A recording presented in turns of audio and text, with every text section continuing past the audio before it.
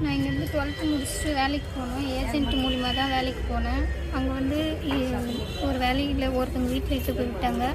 அது வந்து Karunanidhi MLA, current MLA அவரோட பையன் வீட்டில் ஆண்டோ மதிவாணன் அந்த வீட்டில் திருவான்மையூரில் இட்டு போய் என் அப்பார்ட்மெண்ட்டில் வேலைக்கு விட்டாங்க.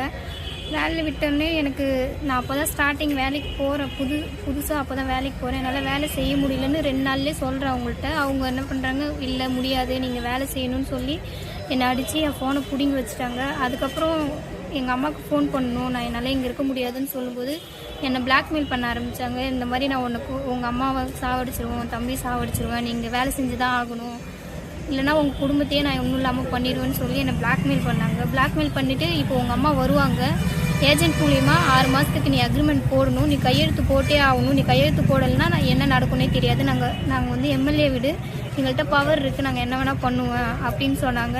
அதுக்கப்புறம் எங்கள் அம்மா வந்ததுக்கப்புறம் அந்த அக்ரிமெண்ட்டில் கையெழுத்து போட்டே ஆகணும் அப்படின்றதுனால எங்கள் அம்மாக்கிட்டையும் சொல்ல முடியல. ஏன்னா என்னை அவ்வளோ ஒருத்தரும் பிளாக்மெயில் பண்ணி வச்சுருந்தாங்க.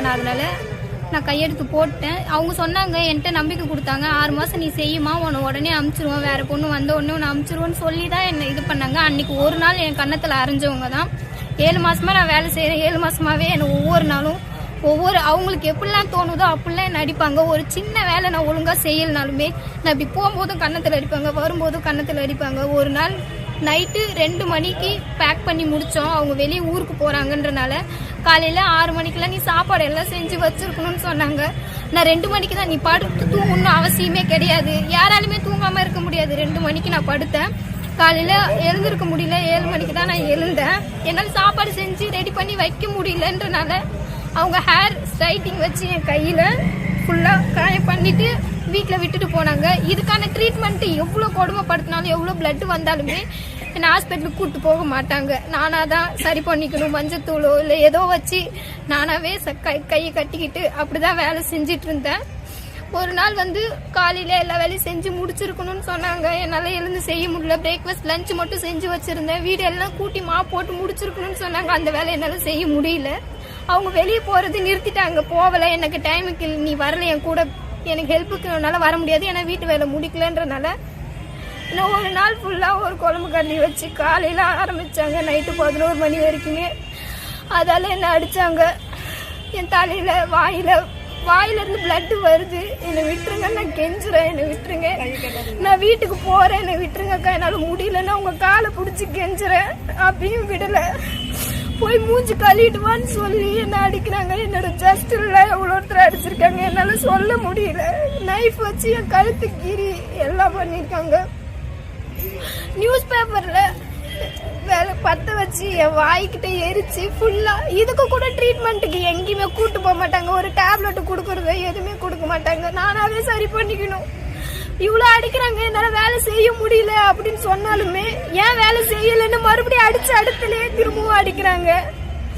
என்னால ரொம்ப முடியல. ஒரு நாள் ஃபுல்லாவே விடாம துருத்தி அடிச்சா கூட பரவாயில்ல, நீ அடிச்சுக்கிட்டு நீ வேலை செய்யணும்னு என்னை வேலை செய்ய வச்சாங்க. அப்பயும் வேலை செஞ்சுட்டு தான் இருந்தேன். என் ஃபேஸே மாறிடுச்சு. என் தலைமுடிலாம் வெட்டி என்னால முடியல. என்ன பண்றதுன்னே என்னால ஒரு சாக போற நிலைமையில இருந்தேன் நான். அப்பயுமே நான் ஹாஸ்பிட்டலுக்கு கூட்டு போல. சரி பண்ணுன்னு வீட்டுல இருந்து ஐஸ் கட்டி எடுத்து கொடுக்குறாங்க, தலையில வச்சு சரி பண்ணு, வீங்க இருக்க இடத்துலாம் வை, சரி பண்ணுன்னு இவ்வளோ கொடுமைப்படுத்திட்டு திரும்பவும் நீ வந்து இதெல்லாம் சொன்னா, வெளியே சொன்னா உன்னை காப்பாத்துறதுக்கு யார் இருக்கா, நீயே இல்லாத நாய். நான் பெரிய எம்எல்ஏ வீட்டில் இருக்கிறேன், எம்எல்ஏ மருமவன் நான் ஒரு வார்த்தை சொன்னா உங்க வீடே இல்லாம பண்ணிடுவாங்கன்னு சொல்லி என்னை அவ்வளோ பிளாக்மெயில் பண்ணாங்க. என்னோட பர்சனல் மேட்டர்ல நீ அவங்கள்ட்ட பேசுற, நீ உங்கள்கிட்ட பேசுறேன்னு என்னை போய் ஒரு டாக்குமெண்ட் எனக்கு தெரிஞ்ச டாக்டர் இருக்காங்க, நான் அவங்கள்ட்ட சொல்லி நீ அபார்ஷன் பண்ணுன்னு சொல்லி எனக்கு இர்ரெகுலர் பீரியட்ஸ் இருக்கு, அதெல்லாம் அவங்க யூஸ் பண்ணிட்டு நான் ஒரு போலி டாக்குமெண்ட் ரெடி பண்ணி உன் ஊர் ஃபுல்லாக சொல்லிடுவேன், உன்னை அசிங்கப்படுத்திடுவேன். அதுக்கப்புறம் நீ எங்கே போவே, நீ எங்கே யார்கிட்ட சொல்லி என்ன பண்ண முடியும், என் ட்ரெஸ் எல்லாம் கழட்டி நீ வெளியே போடின்னு என்ன இது பண்ணியிருக்காங்க. நான் அவ்வளோ கெஞ்சுவோம், வேண்டாம் என்ன விட்டுருங்கன்னு சொல்லி. நான் இப்படியே உன்னை வெளியே அனுப்பிச்சேன்னா எவன் வந்து கேட்டா எம்எல்ஏ வீடுன்னு சொன்னா பொத்திக்கிட்டு போவானுன்னு சொல்லுவாங்க. அப்ப இல்லாதவங்க எல்லாருமே அவங்களுக்கு அடிமையா அவங்கள்ட்ட அடி வாங்கிட்டே தான் இருக்கணும். நம்ம எகிட்ட ஒரு வார்த்தை கேட்க கூடாது. கேட்டா நீயே இல்லாத நாயின்ட்டு என்ன அவ்வளோ கொடுமைப்படுத்துறாங்க. சின்ன வேலை, ஒரு பாத்திரம் ஒழுங்கா கழுவலையோ இல்ல ஒரு துணி ஒழுங்கா மடிச்சு வைக்கலையோ, அதனால மிளகாத்தூள் அவங்களுக்கு என்னென்ன விதவிதமா தோணுதோ கொடுமை பண்ணணும்னு நினைக்கிறாங்களோ அந்த மாதிரிலாம் என்ன பண்ணாங்க. மிளகாத்தூளை கரைச்சி குடிடின்னு குடிக்க சொல்லுவாங்க. குடிச்சிட்டு உள்ள ஃபுல்லா எரியும். என்ன பண்றதுன்னு தெரியாம டைல்ஸ் படுத்து துடிப்பேன். என்னால முடியலக்கா ஏதாவது பண்ணுங்கன்னு. தண்ணி கூட குடிக்க கூடாதுன்னு அவ்வளோ கொடுமைப்படுத்தினாங்க. என்ன பண்றதுன்னு தெரியல. கம்ப்ளைண்ட் பண்ணிக்கிட்டே இருப்பாங்க. அவங்க பண்றான்னு சொல்லி என்ன கம்ப்ளைண்ட் பண்ணிக்கிட்டே இருப்பாங்க.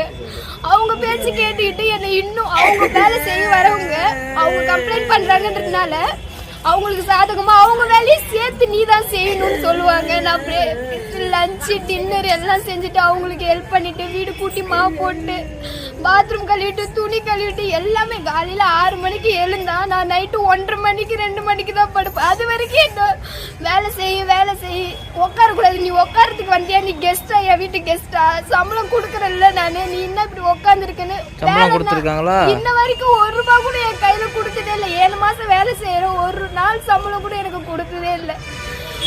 நம்ம வீட்டுல எல்லாரும் வேலைக்கு போனா வேலை செய்வாங்க. அவங்களால முடிஞ்சாதான் செய்வாங்க, முடியல செய்ய மாட்டாங்க.